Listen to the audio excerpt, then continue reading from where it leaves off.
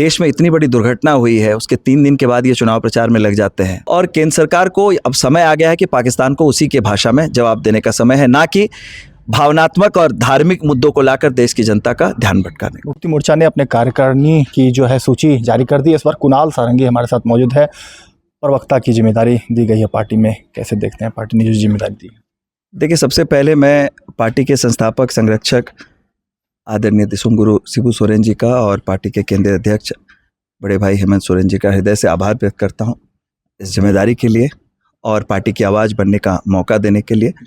और निश्चित रूप से राज्य के लोगों की सरोकार की जो विषय हैं और राज्य सरकार जिस तरह से एक संजीदगी के साथ उन विषयों पर काम कर रही है, उन सभी बातों को देश की जनता के समक्ष रखने का भरसक प्रयास रहेगा। आए दिन जिस तरीके से भाजपा आज भी कार्यक्रम कर रही है कि पाकिस्तानी नागरिक को भगाओ, ये जो संविधान बचाओ, कल से कांग्रेस कार्यक्रम कर रही है, इन तमाम कार्यक्रमों को लेकर कैसे देखते हैं? देखिए, हर पार्टी, राजनीतिक पार्टी का अपना एजेंडा होता है, अपने कार्यक्रम उनके तय होते हैं, लेकिन जिस तरह से पाकिस्तान के द्वारा सीधे तौर पर आप कह सकते हैं पहलगाम में जो घटना को अंजाम दिया गया, हमारे मासूम 26 नागरिकों की जान गई, जिस तरह से आप कह सकते हैं प्रधानमंत्री जी की बॉडी लैंग्वेज या केंद्र सरकार के मंत्रियों की जो बॉडी लैंग्वेज है, देश में इतनी बड़ी दुर्घटना हुई है, उसके 3 दिन के बाद ये चुनाव प्रचार में लग जाते हैं और मंच पर बैठकर हटखेलियाँ चल रही हैं, तो कहीं ना कहीं आज जनता ठगा सा महसूस कर रही है।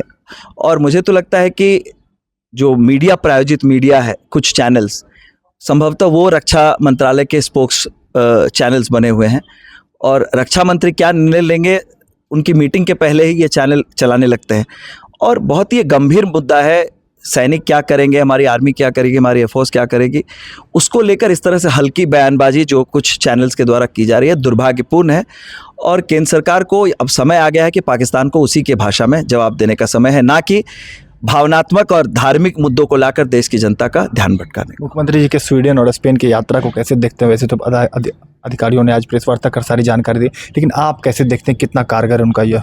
देखिए, एक ऐतिहासिक यात्रा रही है इन कारणों से भी कि जो सिनर्जीज हैं, स्वीडन है या स्पेन है, इन देशों में बायलैटरल ट्रीटीज तो बहुत है भारत के साथ, लेकिन झारखंड के संदर्भ में, झारखंड के प्रासंगिकता को देखते हुए, झारखंड में जिस तरह के उद्योगों की संभावनाएं हैं, उन्हें देखते हुए हम कैसे अपने एनर्जीज़ को मैप कर पाएंगे, क्योंकि वो जो विकसित देश है वहाँ पर रिन्यूएबल एनर्जी की बात करें, हम इको टूरिज्म की बात करें, वो बहुत ही बेहतर काम कर रहे हैं। मैंने कई बार इन देशों की यात्रा की है, तो वहाँ पर टूरिज्म को लेकर एक बिल्कुल अलग अप्रोच है।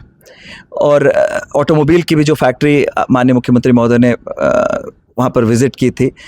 झारखंड आप जानते हैं जमशेदपुर जैसा इलाका है हमारे पास, जहाँ ऑटोमोबाइल्स की पहले से ही बहुत संभावना है।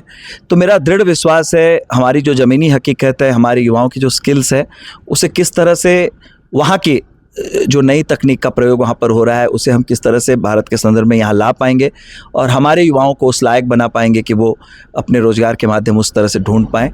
इस संदर्भ में ये दौरा बहुत ज़्यादा प्रासंगिक है। आपको नहीं लगता कि भूमि अधिग्रहण एक बड़ा मामला है? अडानी जैसे जो बड़े बिजनेसमैन हैं, उनको यहाँ पर काम करने में दिक्कत का सामना करना पड़ता है। यूरोप और स्पेन जब आएंगे तो उनको भूमि अधिग्रहण का सबसे पहले तो ये जो एक फ्लॉड लॉजिक दिया जाता है कि भूमि अधिग्रहण के खिलाफ है झारखंड मुक्ति, ऐसी कोई बात नहीं है। लेकिन ये भी नहीं है कि हम अडानी या अंबानी के एजेंट के रूप में काम करें, वो अन्य पार्टियों को मुबारक। लेकिन यहाँ पर वही निर्णय लिया जाएगा जो झारखंड के युवाओं के, झारखंड के मूलवासी, झारखंड के आदिवासियों की मानसिकता, उनके स्वर्णिम भविष्य के निर्माण के उद्देश्य को पूरा करने वाला होगा। उसमें तमाम जो चुनौतियां आएंगी, वो चाहे भूमि अधिग्रहण की चुनौतियां हो या अन्य चुनौतियां हो, उसे निश्चित रूप से एक समावेशित मॉडल के तहत हम सॉल्व करेंगे। 5 साल के कार्यकाल में देखने को मिलेगा कई सारी चीज़ें, देखने को ऑलरेडी मिल रहा है और आने वाले 6 महीनों में आप इसका परिणाम भी जमीन पर देखिएगा। चलिए, आपको बहुत बहुत बधाई है। Thank you, thank you, thank you. चलिए, तो कुणाल सारंगी थे जिन्होंने झारखंड मुक्ति मोर्चा के प्रवक्ता की जो है कार्यकारिणी में इनका नाम जो है जारी किया गया है। और आपने देखा कि किस तरीके से सभी मुद्दों को लेकर जो है उन्होंने पार्टी कार्यालय में मुलाकात करने के लिए पहुंचे थे और सभी बातों को कहा है, चाहे वह स्वीडन और स्पेन के मुख्यमंत्री की यात्रा हो, चाहे वह भारत पाकिस्तान को लेकर जो चल रहे हैं, भाजपा ने जो कार्यक्रम किया, इन तमाम चीज़ों को लेकर आपको इन्होंने बताया है। जेके न्यूज़ रांची में कौशल को।